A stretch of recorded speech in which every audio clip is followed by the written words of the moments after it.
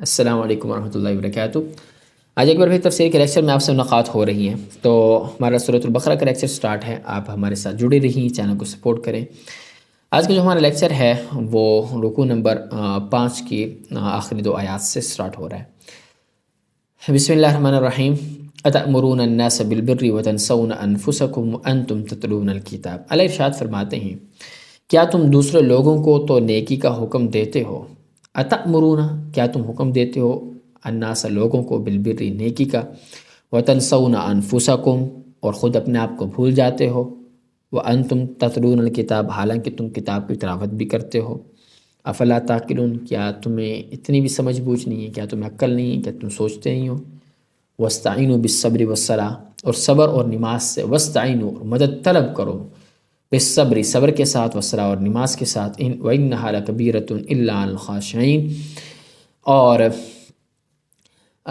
وانھا لکبیرۃ، نماز بھاری ضرور معلوم ہوتی ہے، ٹھیک ہے، مگر ان لوگوں کو نہیں، الا علی الخاشعین، مگر جو خشوع و خضوع سے نماز پڑھنے والے ہوتے ہیں ان کو بھاری محسوس نہیں ہوتی، ان پر بوجھ نہیں بنتی۔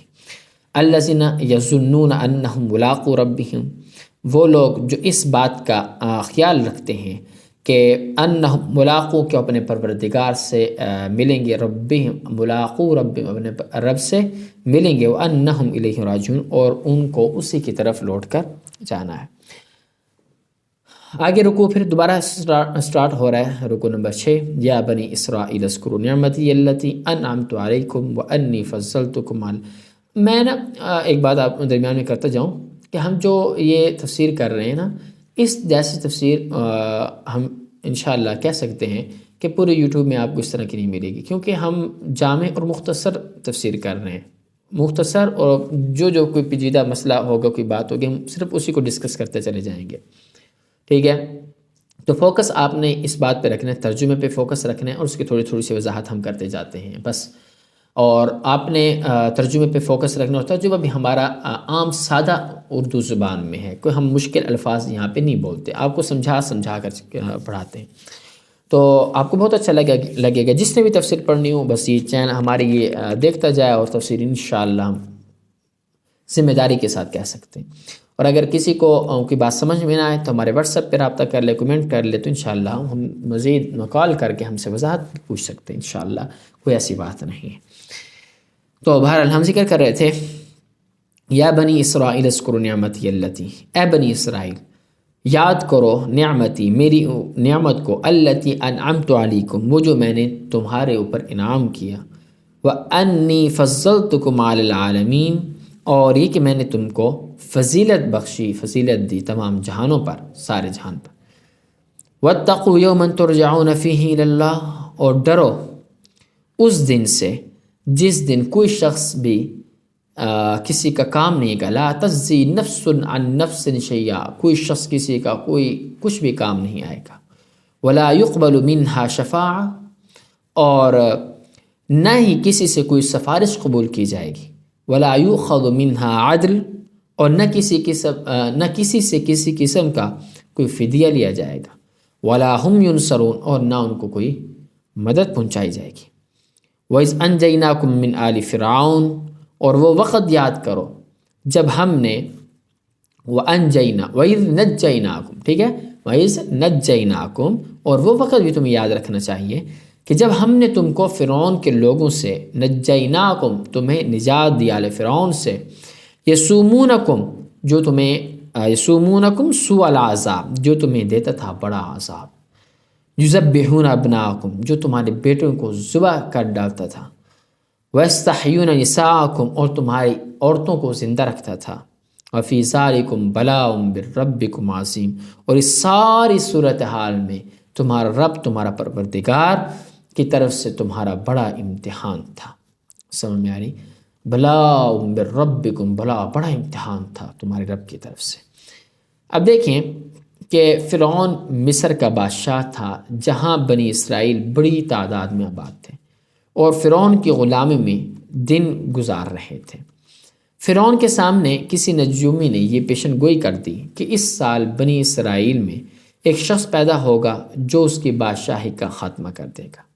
یہ سن کر اس نے یہ حکم دے دیا کہ اسرائیلیوں میں جو کوئی بچہ پیدا ہوا ہے اس سے جو بھی بچہ پیدا اسے قتل کرتے جائے، البتہ لڑکیوں کو زندہ رکھا جائے تاکہ ان سے خدمت لی جا سکے۔ اس طرح بہت سے نوزائیدہ بچے قتل کر دیے گئے۔ اگرچہ حضرت موسیٰ علیہ السلام بھی اسی سال پیدا ہوئے مگر اللہ نے ان کو محفوظ رکھا۔ ٹھیک ہے، اس کا تفصیلی واقعہ آپ انتظار کریں، سورۃ طٰہٰ میں اور سورۃ القصص میں بڑی تفصیل کے ساتھ خود قرآن نے ذکر کیا ہے، سمجھ میں آگے۔ تو اس لیے ہم وہاں پر انشاءاللہ مزید اس کی آگے وضاحت کریں گے، پڑھیں گے۔ تو یہاں پر ہم بس جس چیز کی وضاحت کی ضرورت ہوگی ہم کرتے چلے جائیں گے۔ وَإِذْ فَرَقْنَا بِكُمُ الْبَحْرَ، اور یاد کرو جب ہم نے تمہاری خاطر سمندر کو پھاڑ ڈالا، چیر دیا۔ فرقنا بکم البحر، سمندر کو چیر دیا۔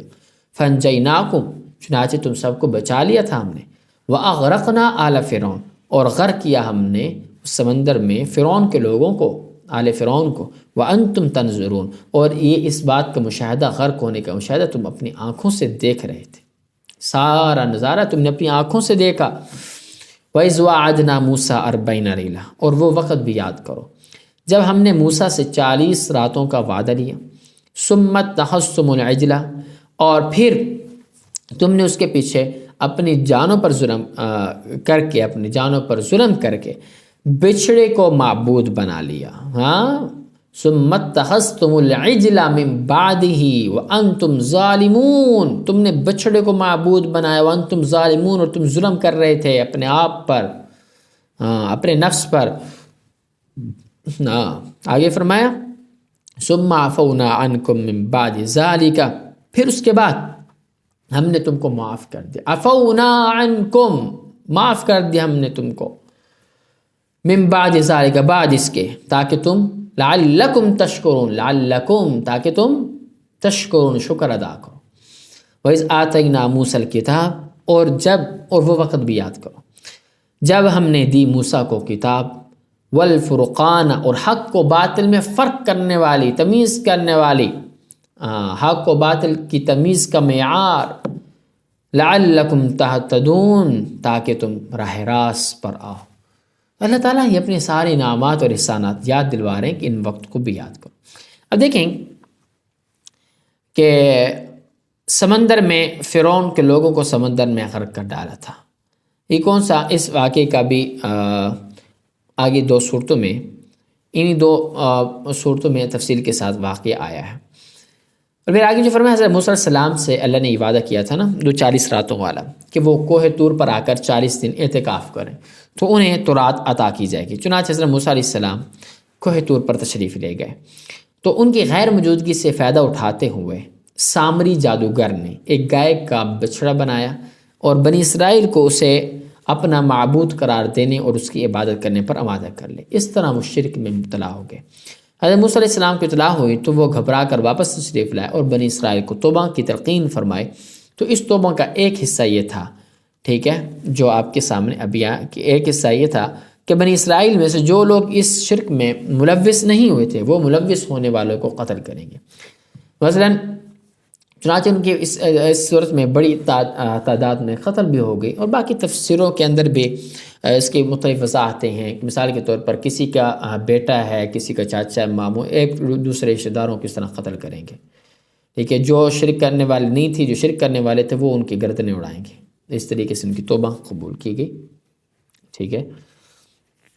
تو اور پھر جو سامری تھا اس نے کیسے اس کو معبود بنا لی، بچڑے کو معبود بنایا تھا، اس نے کیسے مطلب اس نے ایک ڈھانچہ بنایا مٹی سے، ایک مطلب گائے کی شکل کا ایک بنایا، اور اس کے اندر اس نے وہ مٹی شامل کر دی کہ حضرت جبریل علیہ السلام کے گھوڑے کا ٹاپ جہاں پہ لگتا تھا تو اس نے دیکھا، نوٹ کیا تھا کہ یہاں سے نیچے نا جہاں پہ اس کا ٹاپ لگتا تھا تو وہاں پہ وہ نیچے سبز اگاتا تھا۔ اس نے وہ مٹی اٹھا لی تھی، اپنے پاس رکھ لی تھی۔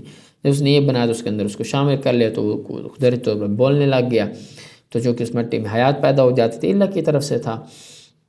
تو اس نے کہا لوگوں کو کہ یہ تمہارا معبود، اور اس طریقے سے لوگوں کو پھسلا دیا تھا۔ تو اس طریقے سے پھر کچھ لوگ جو کمزور ایمان والے تھے اس کے شرک میں مبتلا ہو گئے، لیکن پھر اللہ تعالیٰ نے جب توبہ قبول کی تو اس طریقے سے ان کو قتل کرایا، اور باقی لوگ اس طرح بچ گئے، ٹھیک ہے۔ تو بہرحال آج کا لیکچر بھی امید ہے کہ آپ کو سمجھ میں آ چکا ہوگا۔ ملتے ہیں آپ سے نیکسٹ ویڈیو میں۔ اللہ حافظ.